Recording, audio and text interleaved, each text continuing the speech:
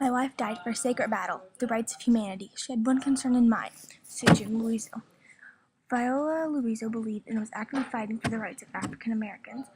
She was a member of the National Association for the Advanced Placement of Colored People, otherwise known as NAACP. She had 5 children with 2 different men and was going back to school while working part-time at a hospital.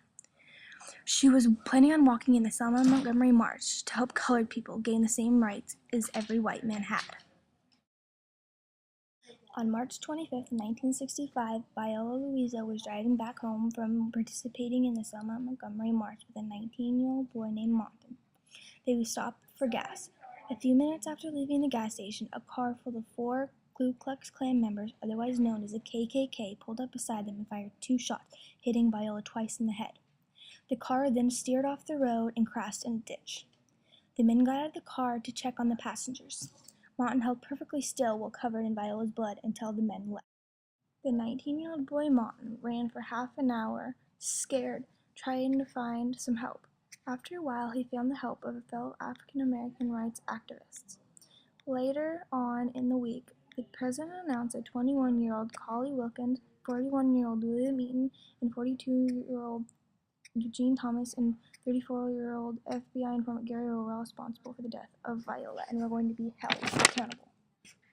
The FBI informant Gary Rowe was not tried, but he was used as a prosecution witness. He testified that the other men were the ones that killed Viola, and he had nothing to do with it. He claimed he didn't even know that they were planning on killing her.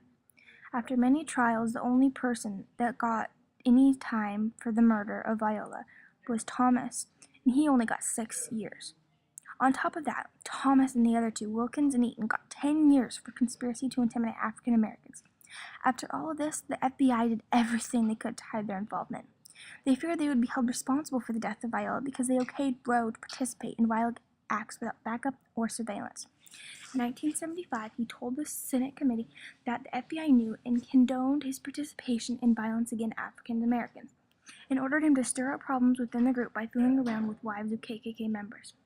The FBI even tried to ruin Viola's reputation by calling her racist names, called her promiscuous, said she was a bad mother, and even accused her of being a drug addict.